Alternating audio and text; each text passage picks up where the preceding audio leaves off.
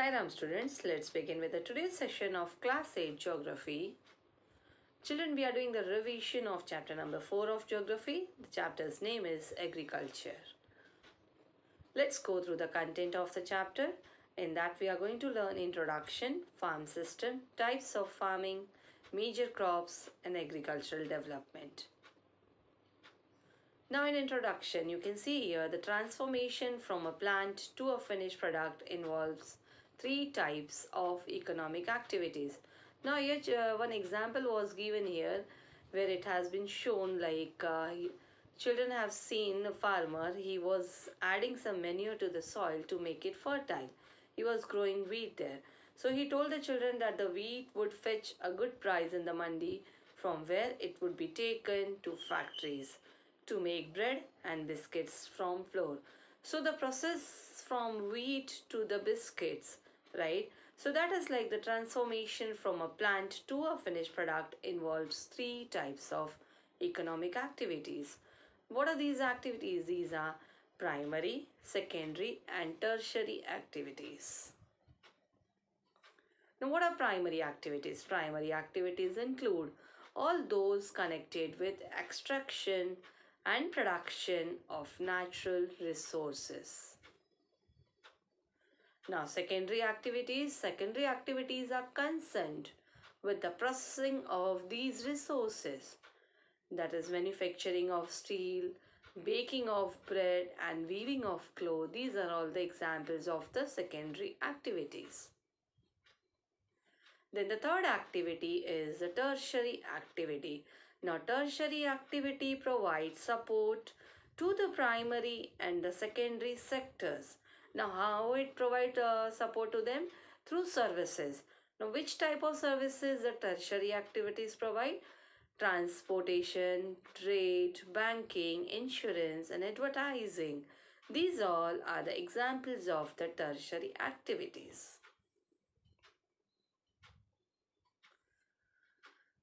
Now, favorable to see, agriculture is a primary activity. We all know that is that, like in our country, 50% of persons all over the world, 50% of the persons are engaged in agricultural activity. Whereas if we will talk about our country, 2/3 of our population is still dependent on agriculture. And we know this. What is included in that primary activity? It includes growing crops, fruits, vegetables, flowers, and rearing of livestock. Favorable topography of soil and climate are vital for agricultural activity. These two are the important factors which are required for the agricultural activity. That is favorable topography of soil and climate. Now, the land on which the crops are grown is known as arable land. Okay, the land which is suitable for growing crops is called as the arable land. Now here you can see one chart has been given to you where it shows the different types of culture. Agri plus culture, seri plus culture, pisci plus culture, witty plus culture, horti plus culture. Now what is the meaning of this? Agriculture means what? The science and art of cultivation on the soil, raising crops and rearing livestock. It is called farming. So agriculture is also known as farming. Okay. Now what is sericulture? Commercial rearing of silkworms. It may supplement the income of the farmer. Then what is pisciculture? Breeding of fish in specially constructed tanks and ponds. That is called as a pisciculture. And what is viticulture? Viticulture is cultivation of grapes. That is viticulture. What is horticulture? Horticulture means growing vegetables, flowers and fruits for commercial purpose. So these are the meanings of different types of culture, that is agriculture, sericulture, pisciculture, viticulture and horticulture. Now what is the meaning of the farm system? See, agriculture or farming can be looked at as a system. And on a whole, the system is involved in this. What is that system? Okay. The important inputs are seeds, fertilizers, machinery, and labor. These all are the important inputs that are required in the farm system. Some of the operations involved are plowing, sowing, irrigation, weeding, and harvesting. These all are the activities, these are all the operations that are involved in the farm system. And finally, what is the output here? The outputs from the system include crops, wool, dairy, and poultry products. Okay, so this is like the process is involved in this. So we can say that it involves the three things, that is inputs, processes, and outputs. When we will talk about the inputs, what are the inputs? Seeds, fertilizers, chemicals, labor, machinery. These all are included in the inputs. And what about the processes? We can say here plowing, sowing, weeding, harvesting, spraying. All these are included in the processes. And what is the ultimate, the final output here? The final output, are the crops that we get. Okay, so it may be in any form, that is like crops. If we have done the wheat production, so we will get wheat. Or if it is related to the poultry, then we will get that. If it is related to the wool, then we will get wool as the finished product. That is the final product, final output. Now let's move to the next topic, that is the types of farming. See, farming is practiced in various ways across the world. But what are the things? Depending upon the geographical conditions, demand of produce, labor, and the level of technology, farming can be classified into two main types. See, some factors are to be considered, okay? That is geographical conditions, demand of produce, labor, and the level of technology. So based on all these, this farming can be classified into two main types. Now what are the two main types? These are subsistence farming and commercial farming.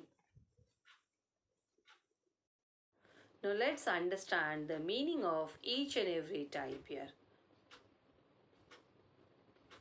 Now farming is divided into, this is what we have seen, that is subsistence farming and commercial farming. Now let's begin with subsistence farming. What is that? This type of farming is practiced to meet the needs of the farmer's family.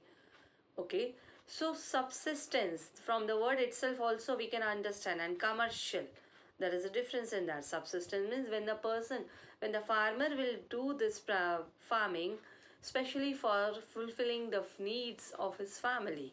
Okay, so this type of farming is practiced to meet the needs of the farmer's family. Traditionally, low levels of technology and household labor are used to produce on small output. See, as it is like this farming is done specially for meeting the needs of the farmer's family. So the level will be, the technology that will be used will be of very low level, as well as the labor, that is the household labor, is only used to produce on small output. Subsistence farming can be further divided, can be further classified as intensive subsistence farming and primitive subsistence farming. So let's understand the meaning of that intensive subsistence and primitive subsistence. Now, what is done in intensive subsistence farming?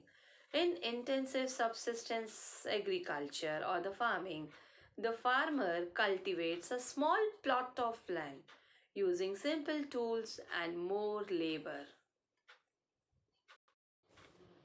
So in intensive subsistence farming, the farmer cultivates very small plot of land.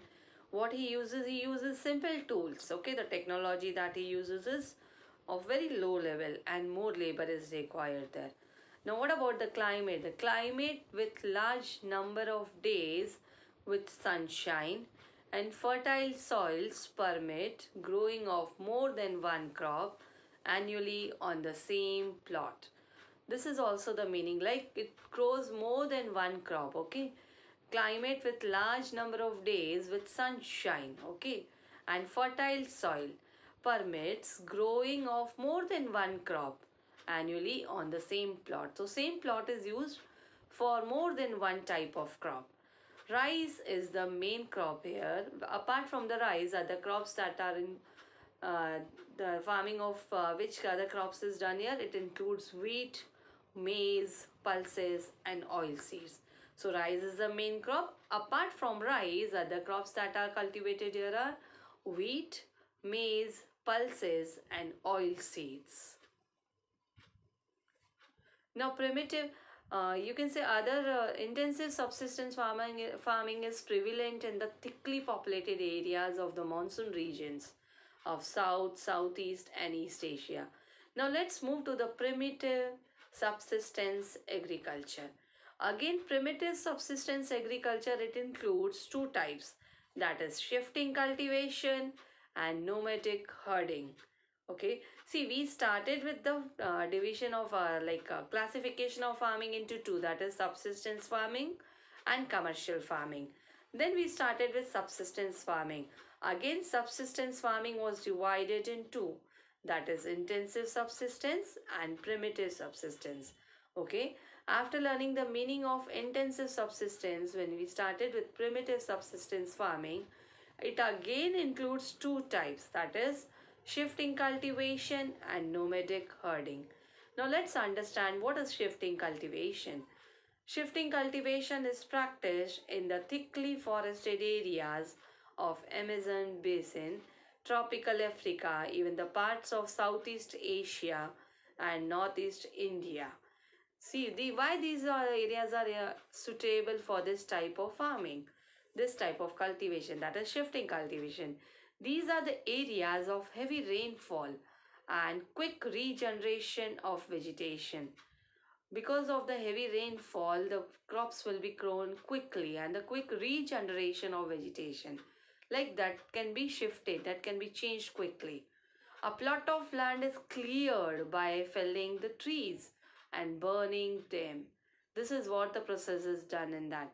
Plot of land is cleared first, okay, and then by felling the trees and then burning them.